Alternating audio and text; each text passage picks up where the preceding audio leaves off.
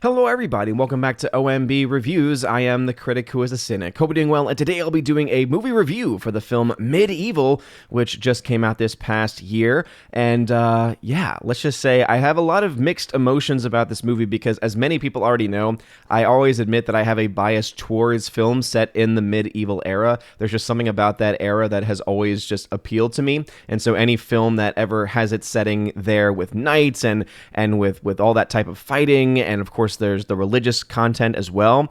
It's just, again, always had that sense of appeal to me. So I will admit that upfront bias that I have towards films like this, but that does not mean I'm not going to hold back any punches against this film, because there are definitely some issues that probably need to be talked about. But before going any further, though, please make sure you smash that like button, slap that fire button if you're watching over on Odyssey, and smash the rumble button.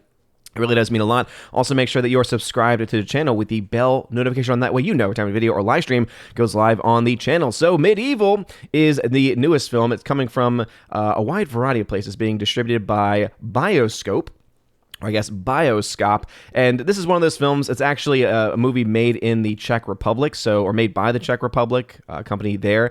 So interesting to hear that at the very least. If you look at the actual release itself, you'll notice that it did come out in theaters in September to a very limited release. It really didn't make a whole lot of money at all. In fact, it was very much a box office bomb. The film cost about $20 million to make and only ended up making around $3 million or so, when you adjust the different numbers for the different currencies and everything like that. But again, I do want to give a shout out to the studio for sending me a review copy of this to be able to watch. And again, shout out to them. But yeah, I'm not going to hold back on this film at all. So for those that don't know, this is a film set in the 14th century. It deals with, a king of Bohemia, Roman Emperor Wenceslaus IV, and it deals also with Henry III of Rosenborg, and it really follows and is focused on the main character of the movie, played by Ben Foster, who is Jan Žižka. I don't know if I'm pronouncing that name correctly or not, who is a mercenary and future leader of the Hussite army. So this deals with the Hussite Wars, which is not really a part of medieval history that I'm as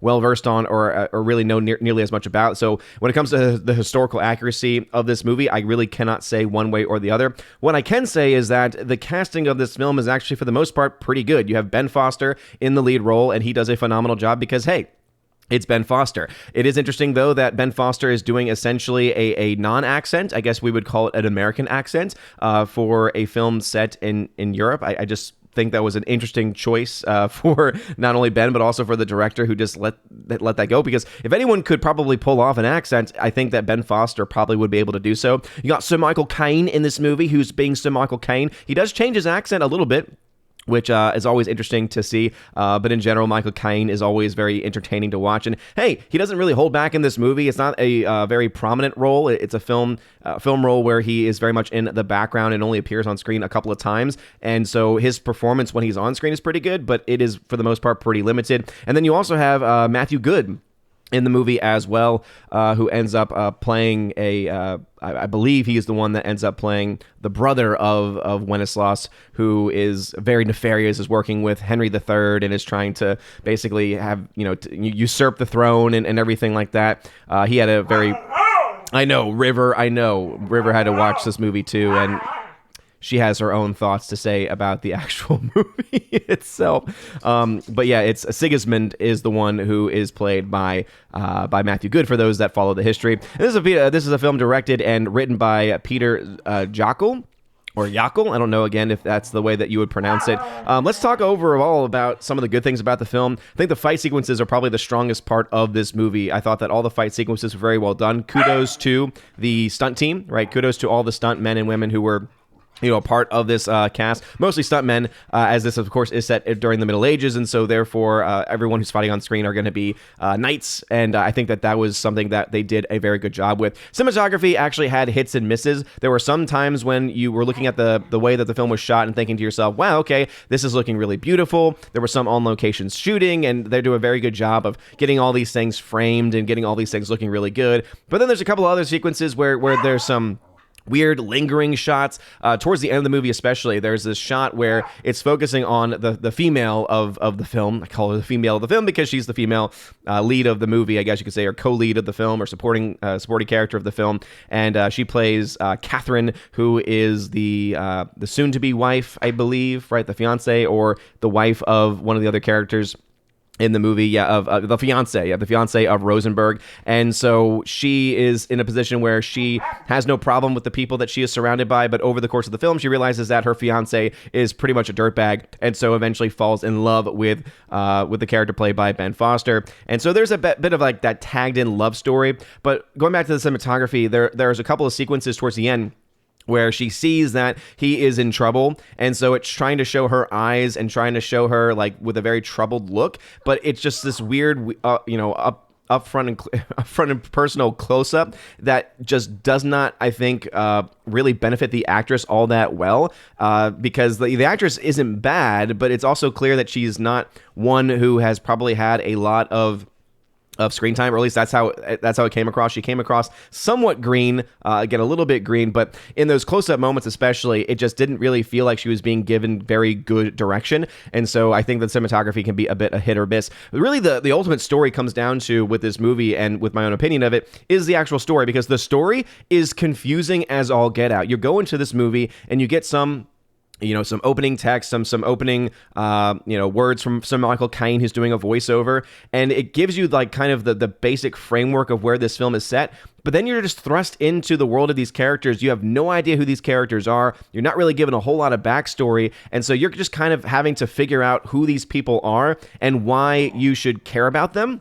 And I think that is ultimately the biggest flaw and the biggest fault of this movie, is that the story is very jumbled, is very confusing, and unless you actually are well-versed in the history of this specific time in medieval Europe, I don't think that you're going to be able to really understand why you should care about certain characters or the relationships between certain characters, outside of, Catherine and outside of Ziska. It just honestly just felt like such, Ziska, it just felt like such a jumbled, garbled mess. And that's something that I felt was, it made me so sad about this movie, because I was actually really hyped to go see it. I remember when it came out in theaters, I wasn't able to actually go and see it. I was very sad because it looked like my kind of movie. But then, getting the chance to go see it, and again, shout out again to the studio for allowing me to be able to see a free screener of this film, because this film is now available on digital if you wanted to buy it.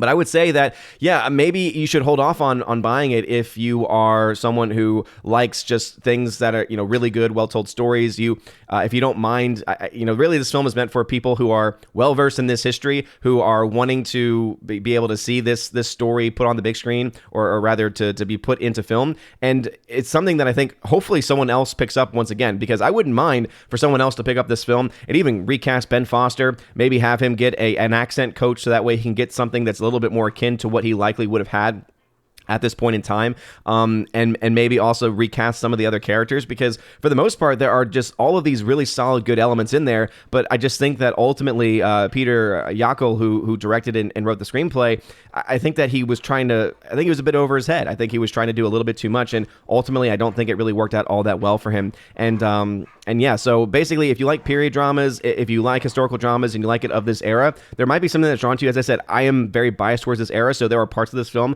that I thoroughly enjoyed, that I really liked a lot.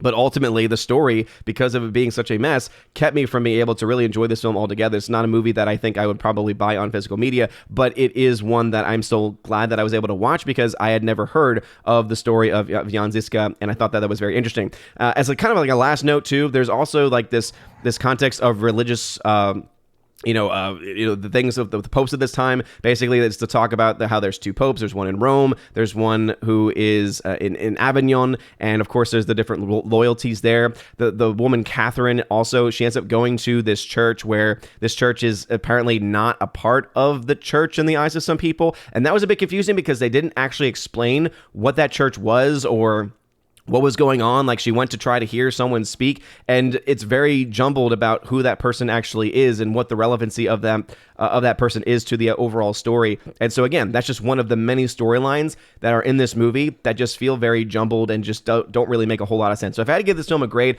I gave it a 2.5 stars on my Letterboxd account. So it pretty much results in being a C- for me. Again, I think that there are definitely a lot of really good production elements to this movie. So again, kudos to the stunt team who did really amazing work here. The visual effects, for the most part, looked okay, but they luckily were able to use a lot of practical effects and a lot of on-location shooting, or at least that's how it looked like, and so kudos to them for being able to pull that off and make that look pretty good. Cinematography was hit and miss. There were some really, really good-looking scenes and sequences. There were some others that were definitely leaving a lot to be desired, but overall, I would say that this film is just okay, and really, unless you have an interest in the actual history and know a little bit about the history so that you can follow along the story, or if you really love medieval movies, I would say probably not going to be able to be a film that's compelling to most people, but it is available to buy and to rent over on digital. Just got available this past week. So what are y'all's thoughts? Have you seen the film Medieval? Do you have any interest in going to see it? Again, not really a box office success by any means. And again, a part of that probably is the fact that the story just really wasn't all that there. Again, when you have a film that's starring Ben Foster, who I think is a very talented actor,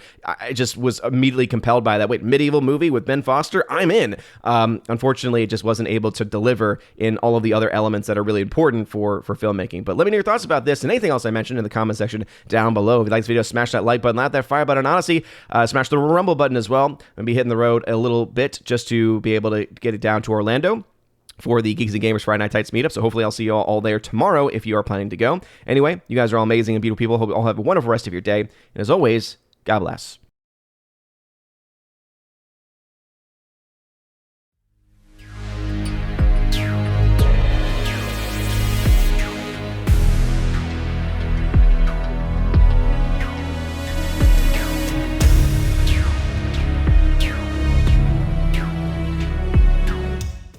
And now for a huge special shout out to all of my locals, Patreon, and Subscribestar members at the Keeper of the Bifrost level and above. Starting off with Patreon, Father Luca Illick, Garrett Searles, Joe Horn, Jaimir Ari Hymason, Jeff Toon, Jonathan Carney, Laura, the Modern Major General Story, Orange Hat Reviews, who you can check out over on YouTube at the channel with the same name, Rosetta Allen, who also has a YouTube channel called Eagle Rider, and Miss Martin Muses, who also has a YouTube channel by the same name. Thank y'all very much, my Patreon supporters, and also for my Subscribestar peeps, Matt317, who you can check out over on Twitch at Matt317, Storm Tracker, The R, Fast Reaction, Mr. Roy, J-Rod the Beer Guru, and ZK-Man, who you can check out over at xtheboundaries.co. And lastly, my locals members, Miss Minnesota Hockey Fan, How About a Hockey Player, UAB Mad Dog, Mike Jackson, For the Win, J.H. Schwalbach,